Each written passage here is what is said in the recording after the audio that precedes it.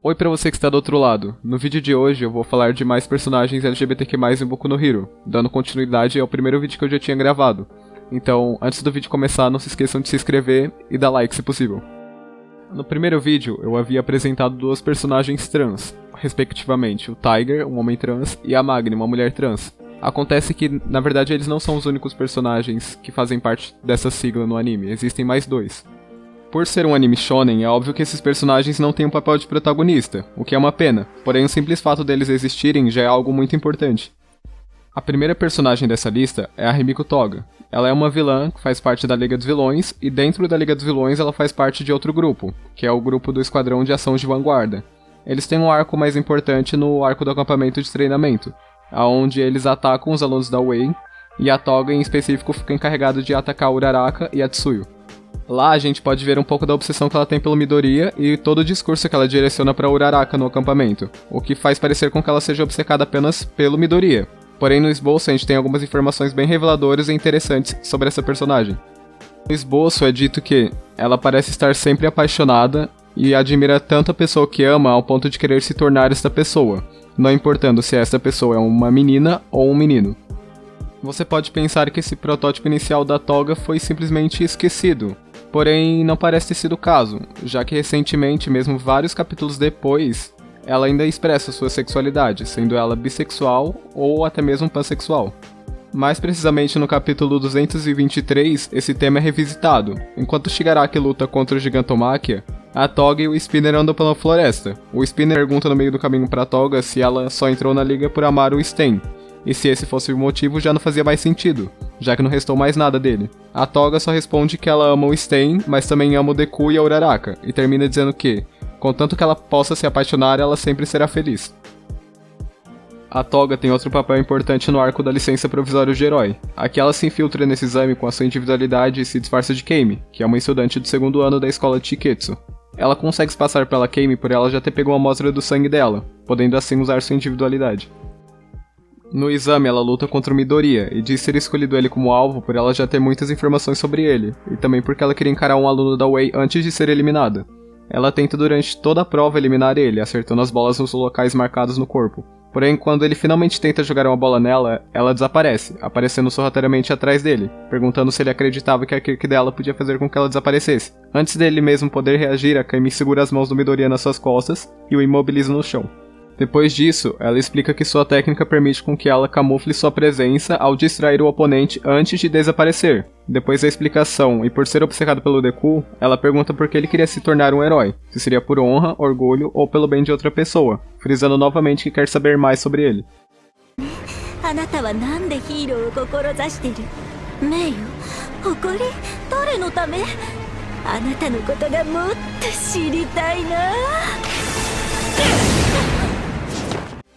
O Deku ele consegue fugir dela, porém ele é encurralado pelos alunos da escola Ketsubutsu. E no meio disso tudo, a Uraraka aparece, mas logo ela é atacada e começa a cair em queda livre. O Midoriya salta para salvar ela e por sorte consegue segurar ela antes da queda.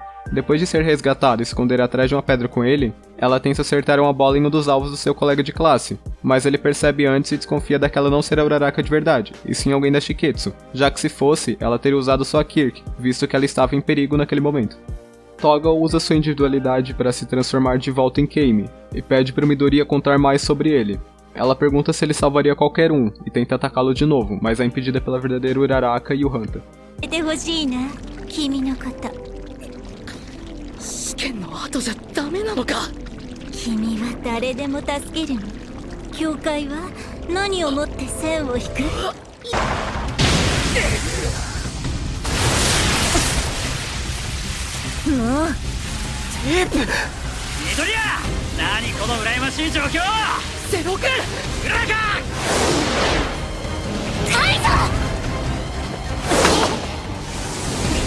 No final, descobrimos que ela só estava nessa prova para conseguir uma amostra do sangue do Deku, podendo agora com essa amostra se transformar nele quando a Liga dos Vilões precisar.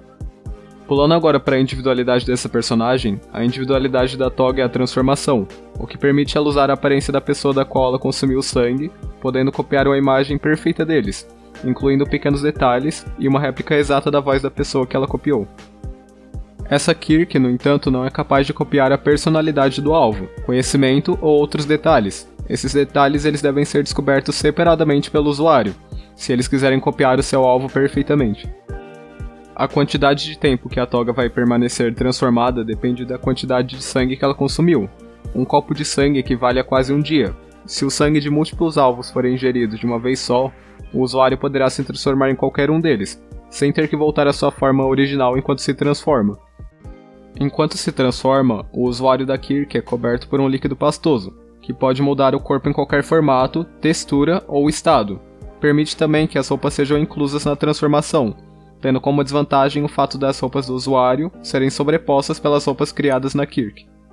Mais recentemente, nós vimos que essa Kirk também possibilita a cópia da individualidade da pessoa copiada, contanto que o usuário tenha um conhecimento prévio da individualidade através do estudo e pesquisa. A gente vê a toga fazendo isso, por exemplo, com a individualidade da Uraraka. No capítulo 226, os sentimentos da toga são destacados novamente. Após ser pego pelo exército de libertação, que pretende usar ela como mártir e expor sua história para mostrar qual é o foco desse grupo, de certa forma sensacionalizando e distorcendo a realidade, a toga consegue fugir mesmo com as bombas instaladas na sua corrente sanguínea, enquanto diz se transformar nas pessoas que ama, ela se transforma na Uraraka. Seu discurso continua, e ela mais uma vez frisa que quer se tornar a pessoa que ela se transforma e ser mais próxima da mesma. Por sentir toda essa explosão de sentimentos, como se estivesse na pele real da pessoa transformada, ela consegue ativar a Kirk que até então era exclusiva da Uraraka e acabar com um membro do exército de libertação. Como eu já havia dito, há outro personagem membro da comunidade LGBTQ+, além da toga, e esse personagem é o Pro Hero e também professor 13, que é especializado em buscas e resgates. Sua aparência é desconhecida, a gente só sabe como é o seu uniforme, que consiste em uma jaqueta bufante com o design de um traje de astronauta ao invés de um traje de verdade, um capacete preto e um par de botas brancas. Estranhamente, quando o buraco negro foi usado contra o 13, não havia nada dentro do seu traje. 13 representa a letra Q de queer, sendo um personagem não binário, ou seja, ele não se encaixa no binarismo dos gêneros, podendo se identificar com os dois gêneros, com nenhum deles, ou até mesmo transitar entre eles. Por conta disso, nunca temos uma definição exata quanto às legendas que definem o gênero desse personagem, já que nossa língua não tem uma palavra própria para definir as pessoas sem gênero definido. No entanto, na dublagem americana a situação é diferente, onde o uso dos gêneros nas palavras é mais neutro, 13 é referido como they ou them, uma maneira de não impor uma binaridade ao personagem. 13 só tem destaque em um dos primeiros arcos do anime, próximo aos últimos episódios da primeira temporada, quando leva os alunos da Way para um treinamento onde usariam suas Kirks em atividades de resgate ao invés de batalhas. Porém, antes do treino começar, os vilões aparecem através de um portal criado por Kurogiri, da Liga dos Vilões. 13 tenta começar uma evacuação, mas é confrontado pelo criador dos portais. O Pro Hero até tenta usar sua individualidade para deter o Kurogiri, sem que ele percebesse, mas não consegue, já que o Bakugou e o Kirishima tentaram lutar contra o vilão por conta própria. Nisso, Kurogiri consegue separar os estudantes com seus portais para vários locais distintos, enquanto 13 permanece na entrada com os outros estudantes. Por ter uma individualidade de mobilidade, ele pede para que o Lida avise os outros professores sobre o ataque inesperado dos vilões, já que a comunicação elétrica tinha sido cortada por um dos vilões. 13 luta novamente com Kurogiri, que dessa vez consegue acabar com o Pro Hero, fazendo ele ser sugado pela própria individualidade e perder metade de seu traje. Eventualmente, todos os heróis chegam e conseguem fazer com que os vilões evacuem. Após essa luta, 13 é curado pela Recover Girl e se recupera de seus ferimentos.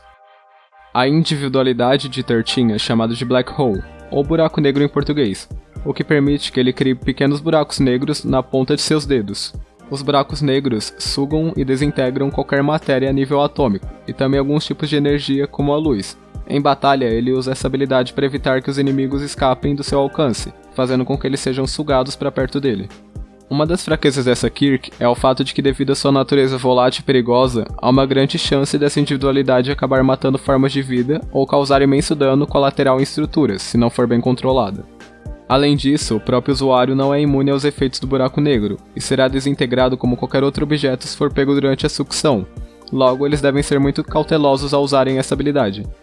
Sobreviver ao buraco negro não é impossível, se a pessoa for brevemente exposta ao ataque, porém vítimas serão deixadas em estado crítico.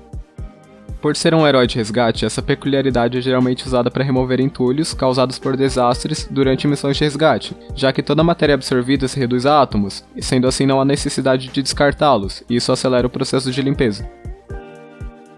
Estes foram os outros 2 heróis que fazem parte dessa comunidade. Espero que vocês tenham gostado do vídeo. Se vocês gostaram, não se esqueçam de se inscrever e deixar um like no final do vídeo. Até depois!